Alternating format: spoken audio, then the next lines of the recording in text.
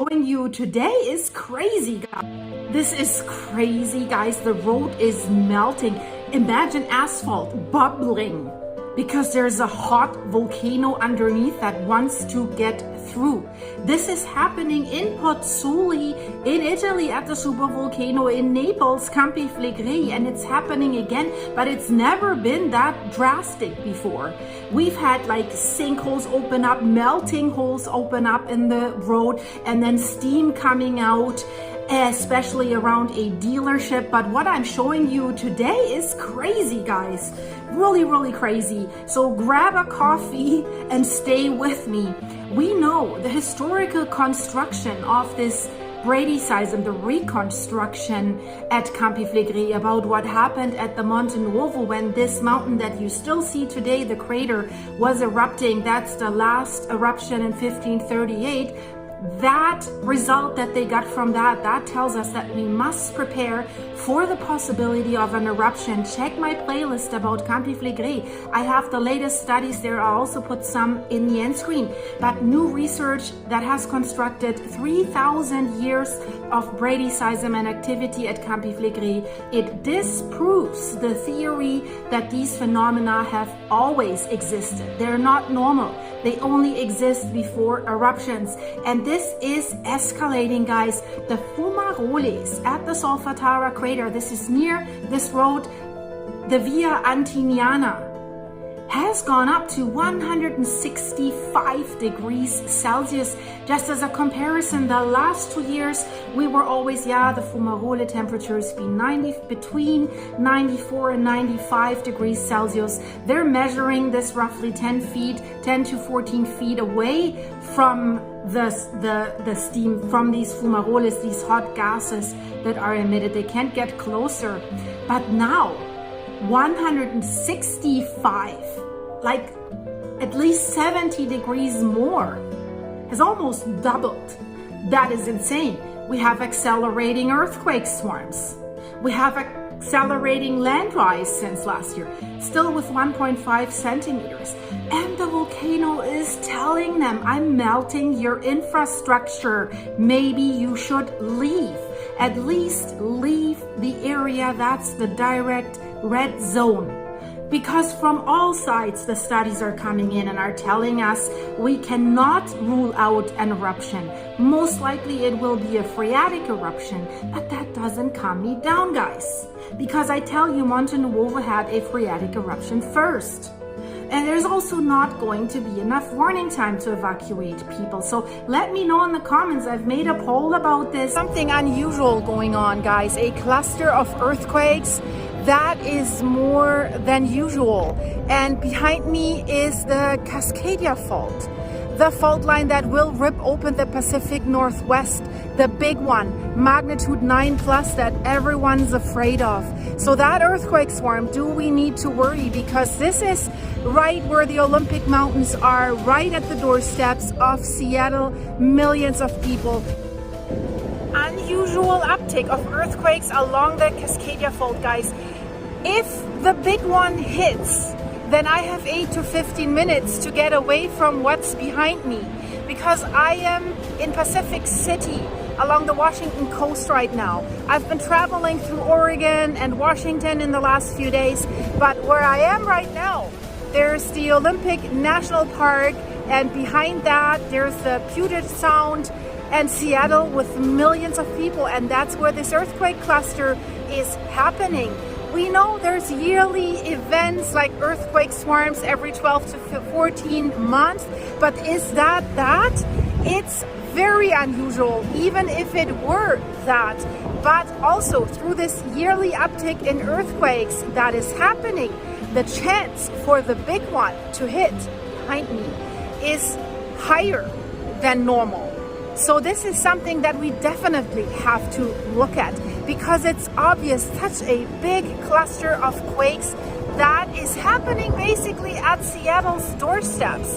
And guys, I have my two assistants with me, Rudy and Eddie, today. And I am, of course, aware. Geophysicist Stefan Burns here. Breaking news, Comet C2025 R2 Swan just underwent a significant outburst in activity, making it brighten quite dramatically. That was back on September 26th. It is still brighter than expected now today, September 28th.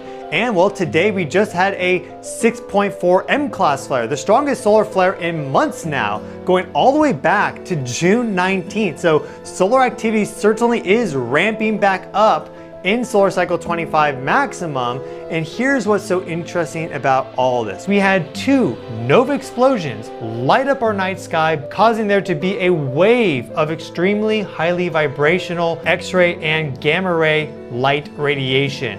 And then, well, just a few days later on September 26th, we get this outburst of activity from Comet C2025 R2 Swan. And then less than 2 days after that, from the exact same vector angle direction on the sun, we get the biggest solar flare that we've had in months, a 6.4 M-class flare that does in fact launch a coronal mass ejection out towards the Swan comet. So that is the energy progression that has been unfolding. Two nova explosions, outbursts of activity from Comet C2025 R2 Swan, and then the biggest solar flare in months. And now it's pinging back in the other direction with this coronal mass ejection that will hit Swan Comet in about a few days. This is Stefan Burns here. We are right now in the midst of a G1 geomagnetic storm that kind of came out of nowhere. The solar wind suddenly strengthened and also flipped negative, meaning that there's a strong connection right now between the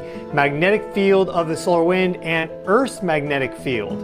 And while this is occurring, we have the sun pushing out a bunch of new sunspots. Each of these a little magnetic eddy or vortex on the surface of the sun.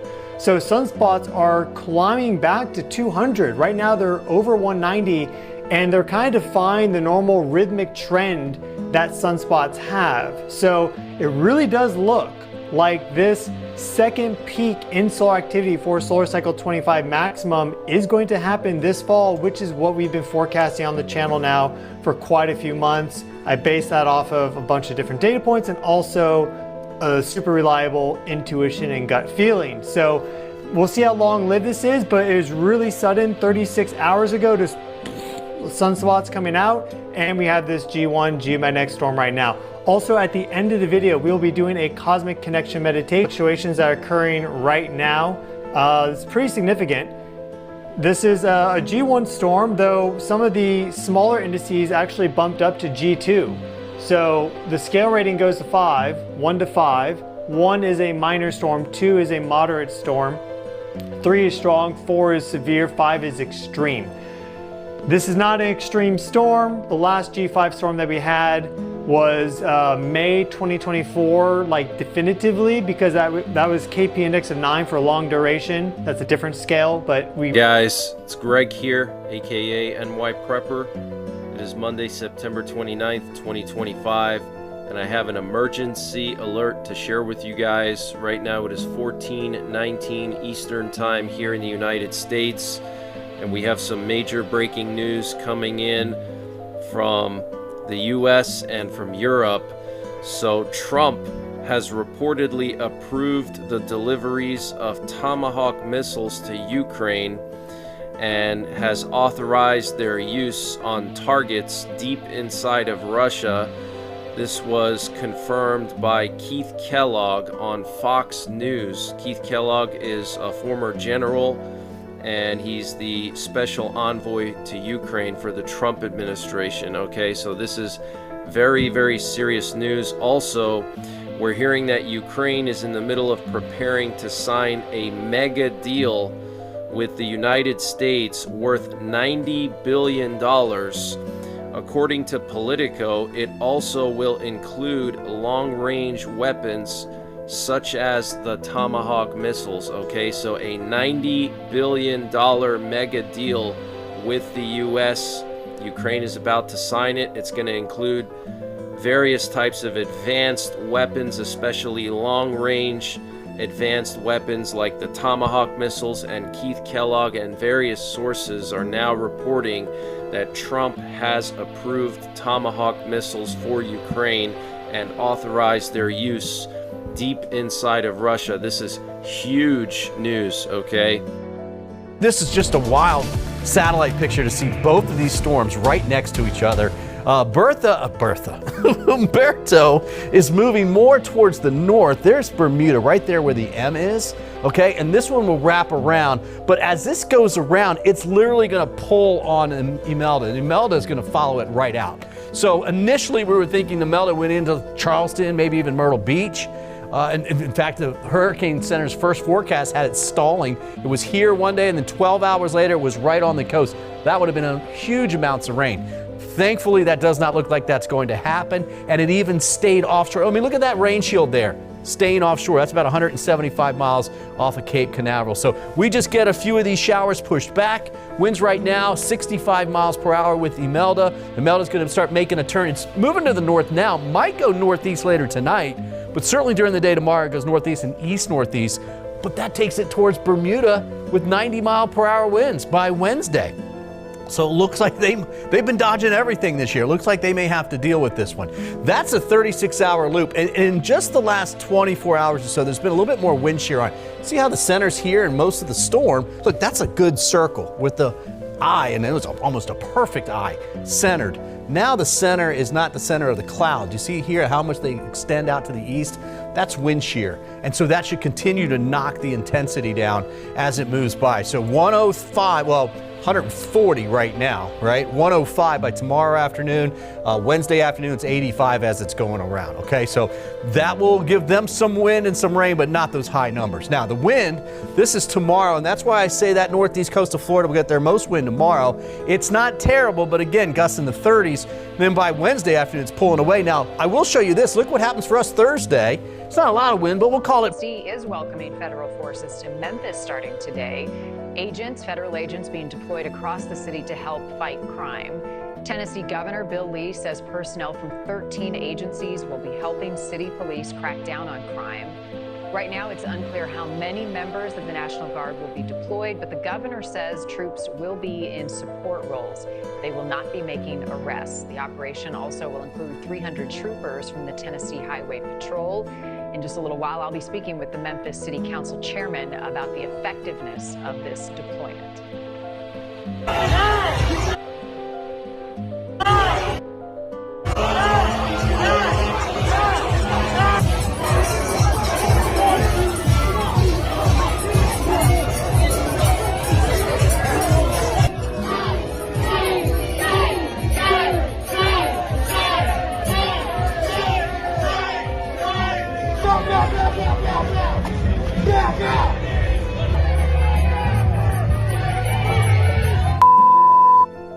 Breaking news this morning, a fatal mass shooting on the Cape Fear River.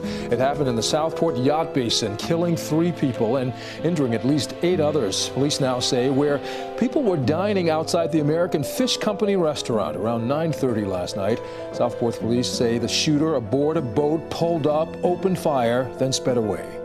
Unfortunately, we do have 3 deceased at the establishment that we are dealing with right now, working the crime scene, and we have possibly 6 that are injured at local hospitals that are receiving treatment. We don't have the names and will not be releasing any names right now due to notifications that need to be made to those families. Within 30 minutes after the shooting, the U.S. Coast Guard captured the suspect who was loading the boat at a public ramp in Oak Island. Again, no names have been released. Southport Police and the SBI say they're in. And we're continuing coverage on the deadly mass shooting in Southport. Police say the shooting at a waterfront bar that killed 3 people last night was targeted. Southport Police Chief Todd Coring says that 40-year-old Nigel Edge of Oak Island acted as a, quote, lone wolf in the shooting at American Fish Company. Coring says that reports came in last night around 9:30 about a person on a boat on the Cape Fear River shooting multiple patrons at the bar. Coring says that 5 others were also injured. A magistrate's order says that Edge used a, quote, short barrel AR rifle with suppressor, folding stock, and a scope, end quote. Now take a listen to what Brunswick County Sheriff Brian Chisholm had to say following the tragic mass shooting. This is a place that I grew up, so it's a place that I hold near and dear to my heart, like many people in this room. And I want all of you in this room, I challenge you, do not let this define Southport. All right, breaking news coming out today, September 29th, 2025, as we're hearing the war with Russia and pretty much the world has escalated. We're hearing that a draft has now officially been enacted by Russian President Vladimir Putin, and a lot of people are wondering, is this the route we're going to be going here in the United States? Now, this is happening while we're also hearing that the United States is planning to send over more missiles to Ukraine to defend themselves, and things are escalating with NATO. Let's take a look at the latest headlines so that way you can see it for yourself. Coming out today, September 29th, 2025, Putin signs military draft for 135,000 citizens amid ongoing mobilization plan. Today, 11 hours ago, Putin orders the highest fall conscription target in 9 years. Russia plans to draft 135,000 people during their autumn conscription. And if World War III erupts here in the United States, these are the first U.S. citizens who would get drafted. This has been a question on a lot of people's minds right now as we're hearing World War III global conflict being thrown around everywhere. What would likely happen since the U.S. hasn't had a draft since 1973? What would we have here in the United States? And let me know, do you think that we're going to be going that route here in the U.S.? If you think so, put yes. Secretary of War Pete Hegseth. In just 24 hours, there is something extremely important happening here in the United States. And that is that the Secretary of War Pete Hegseth is going to have a meeting where he is going to speak for about an hour with hundreds of admirals and generals from around the world. But he's going to talk about the U.S. military and what he thinks is the best way forward. Again, this is somebody that has been put into this position, but some of these generals and admirals are saying, we've been doing this for decades. You are not going to tell us how to fight for this country. But look at this right here. It says, what to know about Trump's Quantico meeting with top U.S. military officers. Well, why is it Trump's meeting? Well, just the other day, President Trump said he is going to be attending this meeting as well. And I want to show you something. Listen to this right here. Washington Post is reporting that the event will cost millions of dollars, that it raises military security concerns, and that it runs the risk of leaving top military leaders stranded. Quote, it is estimated that flying, lodging, and transporting all the military leaders, some of whom will be traveling from the Mideast, Europe, and the Indo-Pacific, will cost millions. Now, one thing I do want to point out, yes, it's going to cost millions of dollars, and some say this is not a good use of funds. Others say this is necessary to get all these generals and admirals on board, because right now there is an extreme concern that the United States is going to go to war, whether it's against Iran because they are trying to produce nuclear weapons. Is it going to be against China because China, with the help of Russia, is going to try and invade Taiwan? And that could happen anytime. Or is it the latest report that the United States and President Trump are going to bomb drug houses in Venezuela? Well, that, according to reports, is the big one. And that right there could be what many of these generals and admirals are going to come in, and for this meeting, they're going to really work out a plan.